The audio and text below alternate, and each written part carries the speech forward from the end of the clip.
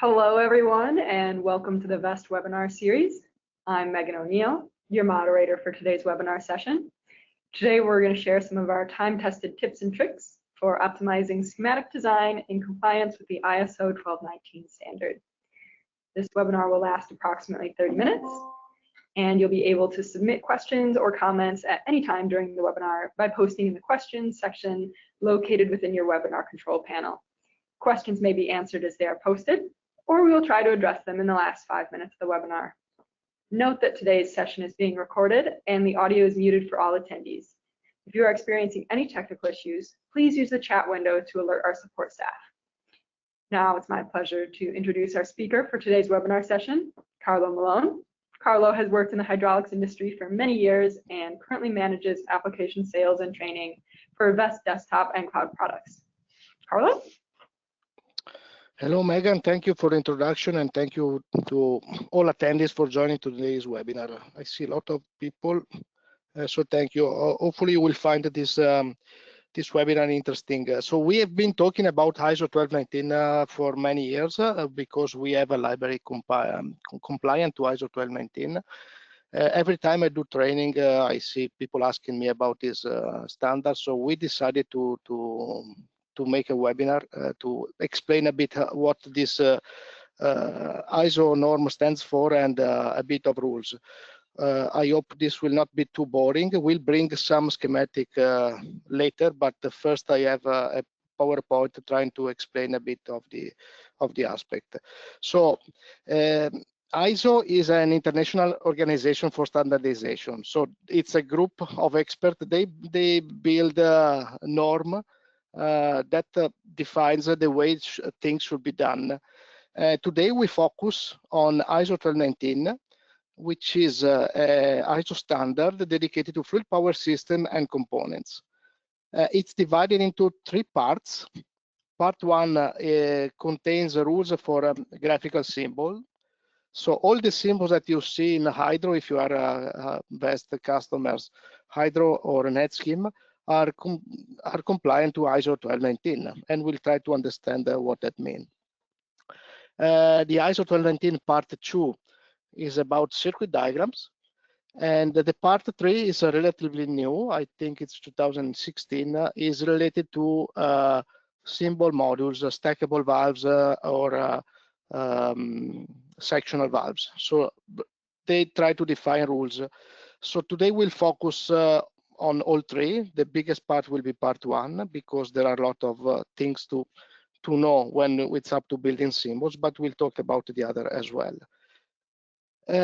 So when we think about symbol, if we look at the ISO, and later I'll be able to share a bit of ISO if needed. I took some screenshot from the ISO 1219-1. So the ISO defines basic natural elements. And like in this case, I'm trying to explain how a symbol of a check valve is built. So as you can see on the left part, we have basic natural elements. And there is a circle, there is a V, there is a line, there is a spring.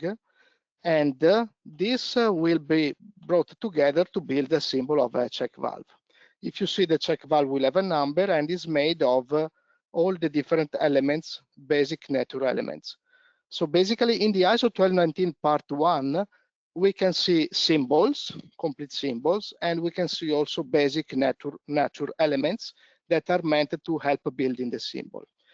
In addition, if you see on the left side, there are 1M, 1M, 2M, 2.5M. So we introduce the concept of module M, which shortly we'll see what it means. But basically, all the dimension, the aspect ratio of the symbols are defined by a module, which in ISO 1219 is 2 millimeter.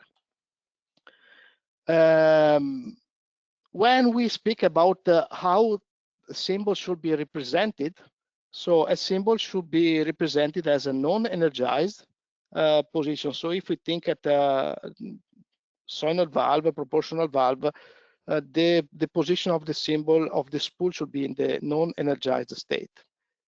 In addition, it is possible to mirror all the basic nature symbols. So we can have the relief valve rotated to right, to left. All the basic elements can be mirrored in the drawing canvas, and we'll see later in a small exercise in Hydro.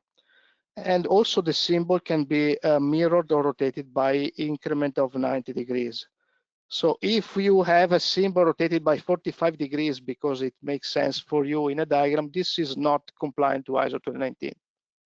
So only a rotation of 90 degrees increment is accepted in the ISO 2019. By the way, what the ISO says is that it is possible to mirror, rotate a symbol or a basic natural element without changing the meaning of that particular symbol. There is another thing which is important. I remember the first time I used Hydro, it was the visual version. I was a customer of Vesta. It was, I think, 2009, 2010. And the symbols were different. In fact, there was a different version. It was the 1991, always ISO 1219, 1991. Now, the current version is 2012, and it is still valid. It has not been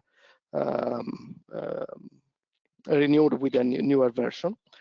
So if a symbol represents a component, a fluid power component with two or more main functions, then this symbol should have a solid boundary, not a dash dot boundary. Recently, I've seen a post in LinkedIn where a person was trying to describe a pilot operated check valve. He was mentioning the symbol according to ISO 1219, saying it was dash dot, but no, it's not a dash dot. It is a solid symbol. So as an example, if we look at the counterbalance valve symbol like this, the left symbol is incorrect according to ISO 1219. It was correct with the version of 1991, where the symbol the boundary was dash dot. The right version is correct.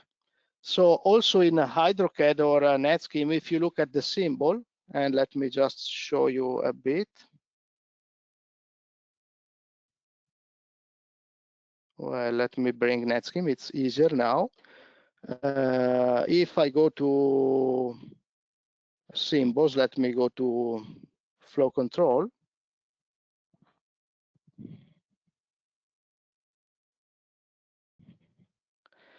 As you can see, these symbols have a solid boundary, while the basic symbol, just the one with a simple function, just a flow regulator, compensated or not, which is a simple function, has not a solid boundary. Let me get back to the PowerPoint. Okay, so the right version is correct, and the left one is not correct according to ISO 1219. While on the other hand, if two or more components. So in this case, in the top example, it is one component with two functions. But when there are more components, the container should be a dash dot. It's the case of a manifold. So a manifold assembly having valves that should have a dash dot boundaries. In my version, if you have seen my webinars in the past, I don't use dash dot. I have created an envelope which is similar, but for me, I like it better, but it is not really fully compliant to ISO 1219. So my envelope is not exactly a dash dot. It is a long line and short line. For plotted, does not make much difference, but it is really not as per ISO 1219. Let me get back to the presentation. And if you have questions, just feel free to post. So we understand a component should have solid line with more functions. If it has no more function, not more than one function, no solid line. Now we come to the size. I remember I discussed with several customers about symbol size. So this is what the ISO says. So the ISO derives from ISO 14617, where the module is 2.5. I was mentioning the module earlier in the previous slide. If we use the 2.5 millimeter, we would end up having very large symbols and not enough space in the paper. So the ISO 1219 really makes it clear. M is 2 millimeter and line thickness is 0.2 millimeter. Also, the ISO, so this is the module. And so if you want to check if your symbols are according to ISO, you should just maybe put a direction control valve, a relief valve. I took in this case the same symbol of the counterbalance valve. The box, the square, it should be 8 drawing unit, 8 millimeter. So ISO is an international standard. So ISO is using international standard units. So we speak about international standard metric. So millimeter, meters, bar, Pascal, megapascal, and all the units in the international standard. The ISO says that, the ISO norm says that it is possible to scale graphical symbols used on component labels or catalogs. So it's not anywhere mentioned that you should scale the symbols in a drawing. And so this ends up with a problem. Also, I'll explain later my concern, but I frequently discuss with customers saying, hey, the ISO says the module, so you can make it larger or bigger according to your needs, but not. This paragraph says it's not allowed to scale symbols up and down. They should be made this way. Then back to the symbol. We talk about symbol registration number. So each graphical symbol is assigned a unique registration number. And I'll make you an example shortly so it will be clear. So some symbols are coming from the ISO 14617 and others are specific to the ISO 1219. So in this case, as an example, that's a proportional directional control valve with position transducer for the main spool. So this is linked to the main spool. So that's a position transducer for the main spool. That's a position transducer for the pilot stage. So if you see, there is a big list of items. When we speak about registration number, in the ISO, you find several hundreds of symbols, all with a registration number. And the registration number then is tied to all the building elements for the symbol. I'm not going through each of them. I did it earlier for the check valve, where it's really very simple, just 4 elements. In this case, I was just focusing on, as an example, F046V1, which is the letter. So if you have a pressure transducer, gauge transducer, temperature, you should use one of these letters. So flow, F, G for gauging for the position, L for level, P for pressure, S for speed, T for temperature, W for weight. So that's the letter that you should use on measuring devices. RF011 is the small line. So in this case, there is not enough room to have all the elements in the height of the spool. So they added additional line. That's the RF011. And then, as an example, there is the other F052V1, which is the integrated electronics, which is this small box. So if you look at the ISO and if you had access to the ISO 1219, then you will see that every symbol in the ISO has a registration number, and it's made of different elements, and you have the list of all the elements. So once you learn it, then it's quite easy to find out the different ways of building the symbol. Just to describe a bit this one, so it's a proportional valve. So this is the symbol for a proportional actuator. It's a pilot operated, so that's a pilot, hydraulic pilot. There is a spring keeping the spool in the center, It is 3 positions, so it has actuation on the left side and on the right side. It has an integrated electronic, and it has analog output for the position for the pilot stage and for the main stage. Then there is a function here, it's a closed center, and then the oil is going to A and B according to the direction. But for those familiar with hydraulics, it's easy to read. Then if we consider all the elements, it's really make like bricks, like Lego. So all the elements are made for building symbols. Now something important and important to understand how then the diagrams are made and the symbol are made. The ISO is adding much more, but I just took a few elements that are for me interesting. One is the connection dot. So the connection dot outside the symbol should be 0.75 times the module, so 1.5 millimeter, 1.5 millimeter. While a connection dot inside the symbol, like in a closed center spool, in a H center spool, should be 0.5 module, smaller. Then for the symbol, there should be a segment to have the port, the symbol port. So, and the length of the segment should be 2 times the module. In fact, if we go to Hydro and I look for a 4W6J6X symbol,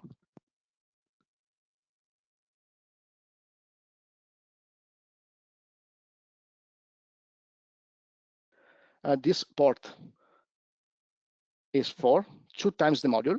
It's this element, it's a port. Then we have the geometry for the arrows, all defined. Then we have, as an example, description of how the pilot should be made. And this is important. So when you have connection, you should have the dot. When there is no connection, there should be no jumper. So I keep saying jumper is better than no jumper. But if we consider the ISO 1219, then jumper should not be there. In Hydro, really the jumper is made automatically. So when I have 2 lines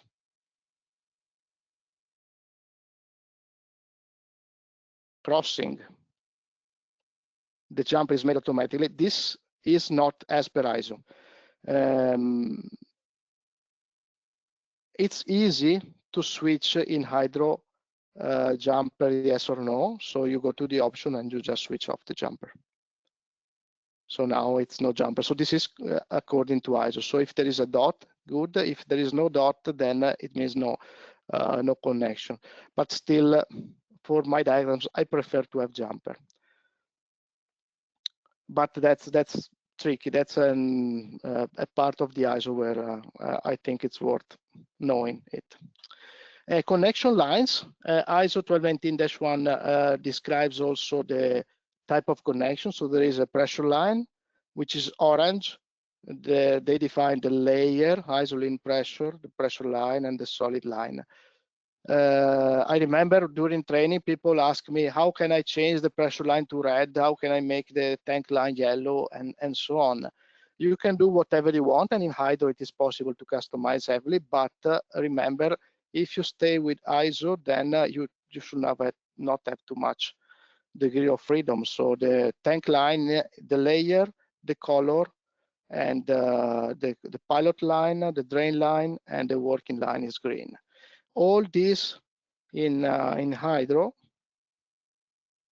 are made with the ribbon. So we have the working line.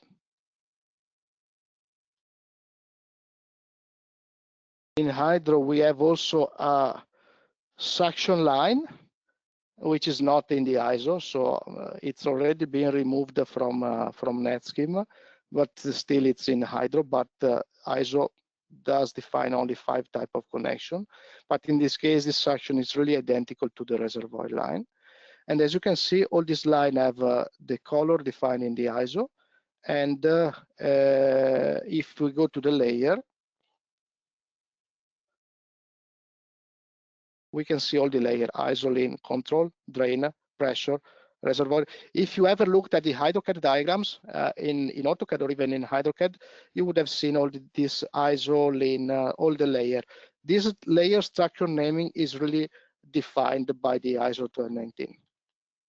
If you don't want to use the ISO colors, then you must go to the options, Hydro options, and go to the connection properties, and you just uncheck the ISO option here on the options. Let me get back to the text. Also, the ISO is defining text. So text for port identification is green, and text for the item number, and text for the attributes for the components. As an example, you can see the port numbering is going into ISO text IDE. That's here, IDE. Then the 3-bar is the ISO text DES description, and the item number is ISO text position number. So this is defined in the ISO, and we have the layer and the color defined by the ISO. So we have already seen how this is implemented in Hydro and in NetScheme. The difference in NetScheme is that if you draw in black and white only, then you don't see the color, but the color are part of the symbol in NetScheme as well. This is NetScheme Plus. We'll have webinars coming shortly regarding NetScheme Plus. If we switch to the display setting to the black and save, then we can see the colors as per ISO standard, also in NetScheme. The symbol, the library is very similar, but in NetScheme Plus, you will see a lot of enhancement in the search and the way the user is interacting with the library. Let me get back to the, I can see one question.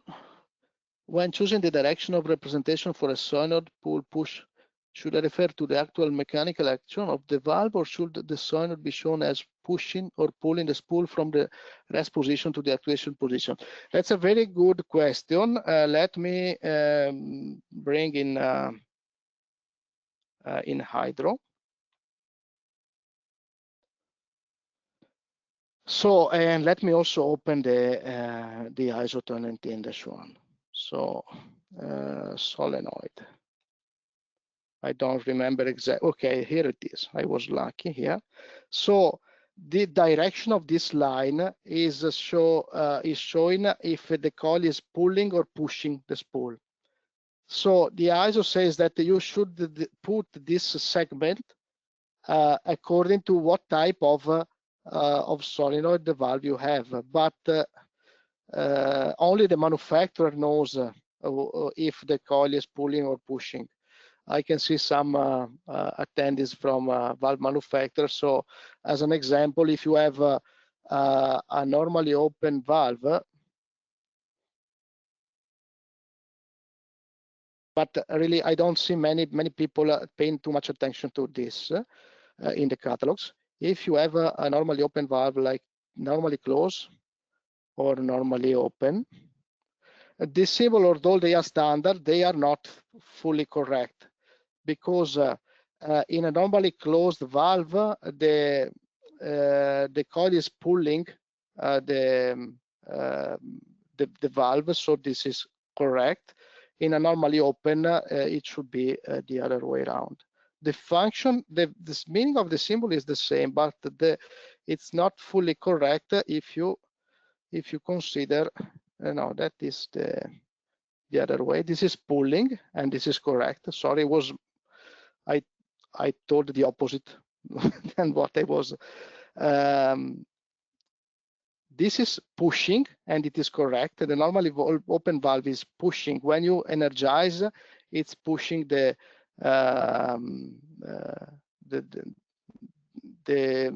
electromagnet is pushing towards the spool. So it's correct. The normally closed valve should be represented this way. because when you energize, you pull the.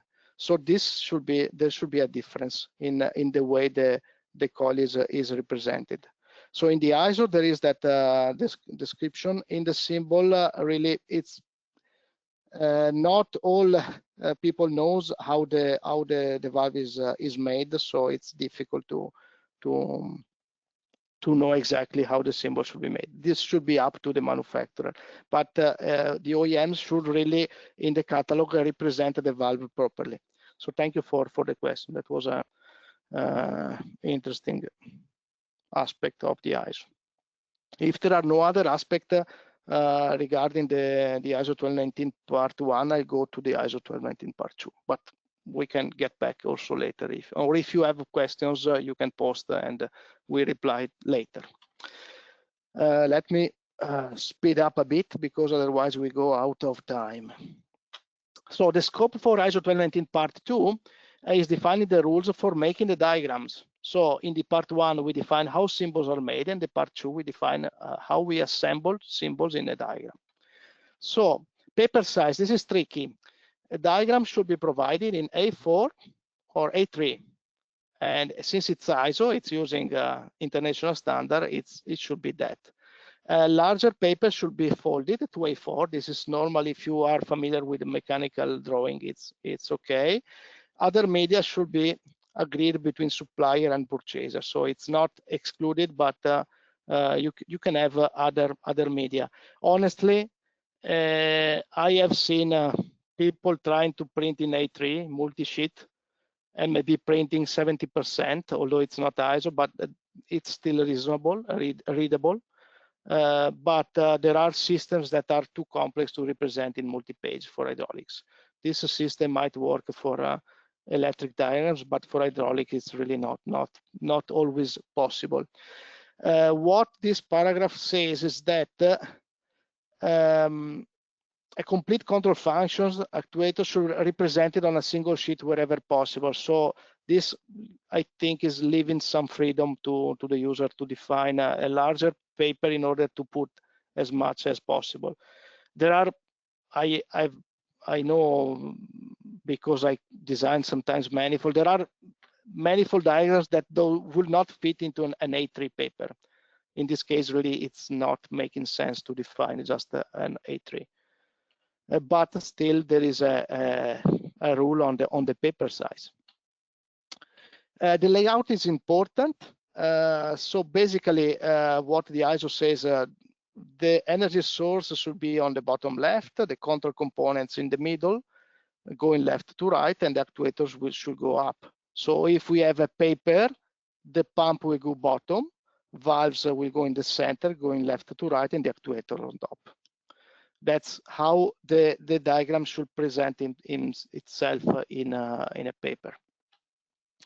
Jumping reference, if you need multi-sheet, this is the structure you should have for the jumping reference. There is a name, a reference name. So in this case, AD is the name of the jumping reference. The type of circuit, hydraulics or pneumatic or whatever.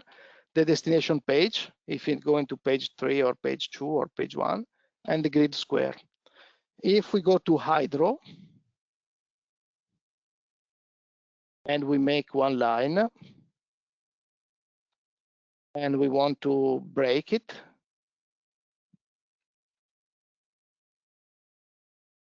we can put the reference name, so let's say P1. We can include the type of circuit, H, pneumatic, electrical. Let me take H. The destination sheet is maybe 2, and the grid is A3. So in this case, it's adding the labels according to the ISO 1219. Of course, you should have, the grid is not made automatically, so you will need to type in the correct grid for HydroCAD. So that's how jumping references are defined in the ISO 1219. This is tricky. I see another question. Current standard, where is the neutral stage, on left or right side? I see new standard is on right side, is neutral in a third stage in middle, the second stage right, the final stage on left.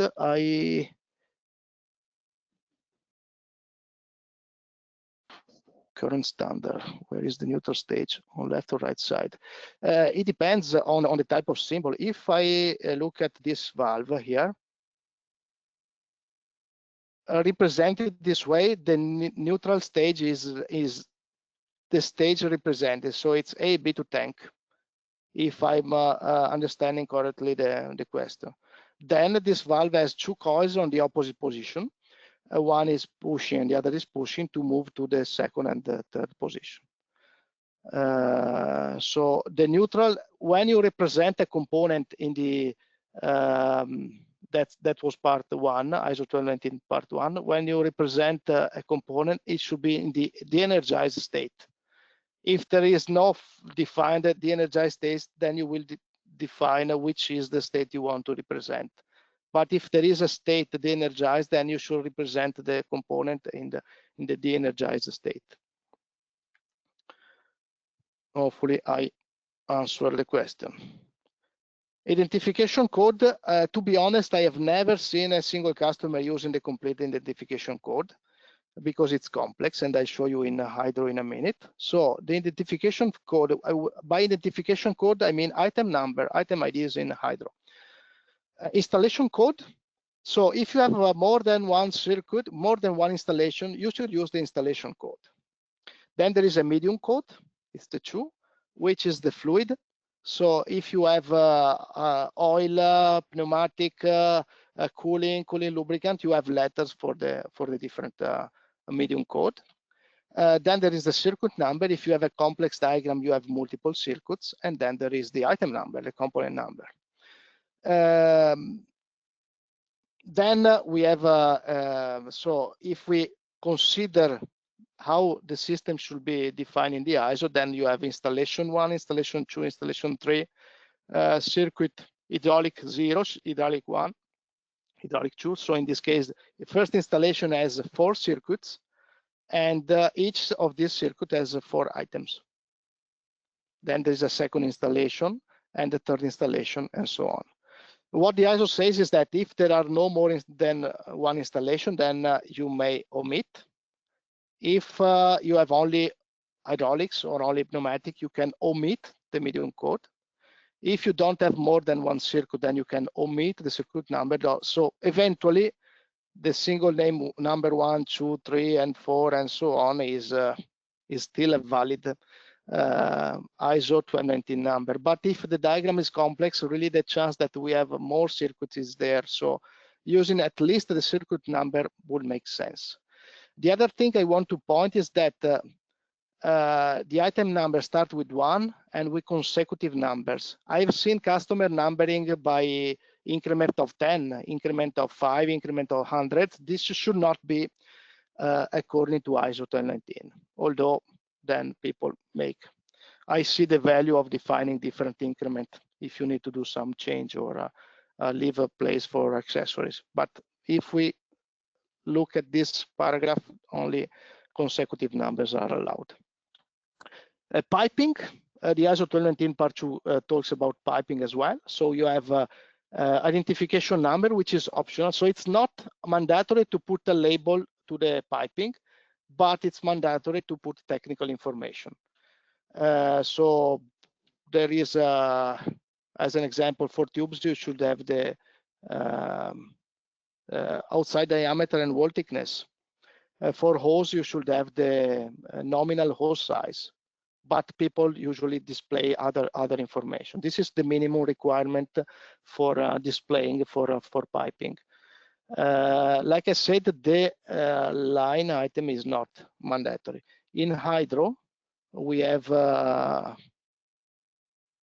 when you define it, you can put the line ID, like P2 is my line ID, it's displayed. And if it's a tube, for example, and if I take from my library a tube, then this is displayed. So this display format is according to ISO. It shows the outside diameter and the wall thickness. But in Hydro, we have flexibility, so we can display much more than that. And according to the type of, if it's a hose, then we can change the way the information is displayed. What the ISO says is that P2 is not mandatory, but at least displaying the size, if it's relevant, it should be there. And this is an example, but we made the example directly in the Hydro application. This is another part I want to stress a bit, technical info. Sorry for the typo, I'll fix it. So there is a word shall be given in all this ISO 2019. It means that it's really mandatory to put in technical information. So for pressure control switches, you should have the set pressure. I put just example. There is a big list of the mandatory information you should display for each type of component. So as an example, the variable displacement pumps, you need the max flow rate, the maximum displacement, and the setting points. Hydraulic filters, you have the filtration ratio. A temperature indication, temperature indicators, you should have the warning temperature and maximum temperature, etc., etc. Really, like flow valves, you should have the flow setting, and accumulator, you should have the volume, the pre-charge, and the operating point. And there are a lot of information. And kilopascal, megapascal bar, always ISO standard for units. Part list, also the ISO is mentioned in a part list. Really, it's very simple according to the ISO. So the part list should be just helping identifying the components. So identification code, part number, component description, period, nothing else. So that's very basic. And one thing that I want to highlight is that there is no mention in grouping identical components. No mention. If we go up to the previous slide for the components here, the identification number is a tag for a component. The fact that you have two identical valves, two identical pumps in a system does not, according to ISO 1219 part 2, imply that you group but with the same ID. And because that's a different problem. The ISO 1219 helps identifying the components in the diagram. The bill of material has that purpose, identifying the components in a diagram. So the quantity is not here. Quantity is one by definition. There is no quantity because every item is quantity one.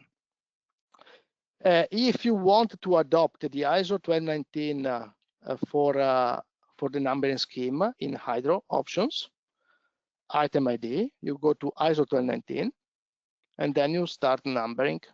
System, item, you can select the entire diagram, enter, and now it will ask you, what is the installation code? The first installation, the circuit number 0, and the medium code is hydraulics. Okay, and now this is adding the naming according to the ISO. The logic applied in Hydro is that next item will follow the same. So independently of what you use, it will increase by 1 the last. If you want to change for circuit 2, then you will renumber, and then automatically Hydro will increment for the circuit 2, circuit 3, and so on. We are almost done. Sorry, I took some more minutes than expected. We have seen how the ISO 1219 part 2 is built in Hydro. A quick mention about ISO 1219 part 3. It's relatively new. It's describing how to describe, in this case, it's a subplate with sandwich mounted manifold. It's not very complex. Also, the norm is not so long. By the way, the idea is always to have the actuator on top. If you have a manifold, usually you enter from the left, you have the valve stackable downwards and with the port outside on top. And you can see different representation. So this is very common for industrial application, just a bar manifold with a sandwich mounted valve. This is typical for some mobile valves. I know a bit of Have sectional valves that are built similar way with a lot of elements here and valves on top. This could be similar to that. This is an example taken from that norm, so you can see the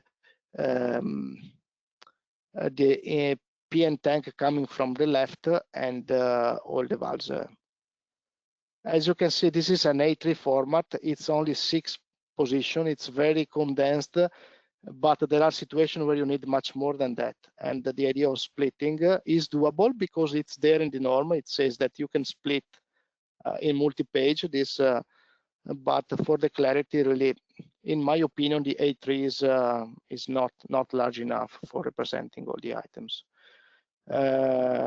If you need to represent groups, then the dash dot line is needed.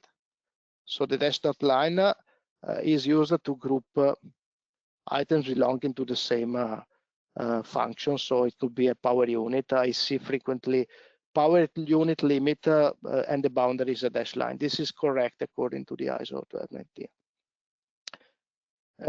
So that was the last slide. I am done with what I had in mind. And so if there are other questions, I'll be happy to answer. Otherwise, I turn it over to Megan, and thank you a lot for the attendance because and the questions. It was a nice nice webinar. I hope you enjoyed it. Megan, to you. All right, thank you, Carlo. That was excellent. Yeah, as you mentioned, we already had a couple of great customer questions. If you have any more questions or you think of additional questions upon reviewing this webinar, feel free to contact us at support@vestusa.com with those questions, and we will follow up within 24 hours. Again, thanks, Carlo, for today's webinar. That was great. And viewers, we would be grateful if you could complete a short survey at the conclusion of today's webinar. Tomorrow, you'll receive an email containing a link to view a replay of today's session. Feel free to share that link with your colleagues. A link to view video segments from prior webinars will also be provided in that email. As you can see, we also have the webinar series posted on various social media channels. We invite you to follow these channels so that you receive the latest updates on upcoming webinars as well as product releases. Our next webinar will take place on October 28th, where Olivia will showcase the newest product in our lineup, NetScheme Plus, a cloud-based tool for more advanced schematic design. One last time, thanks again, Carlo, and thank you to everyone for attending today's session. We hope you have a pleasant and safe day.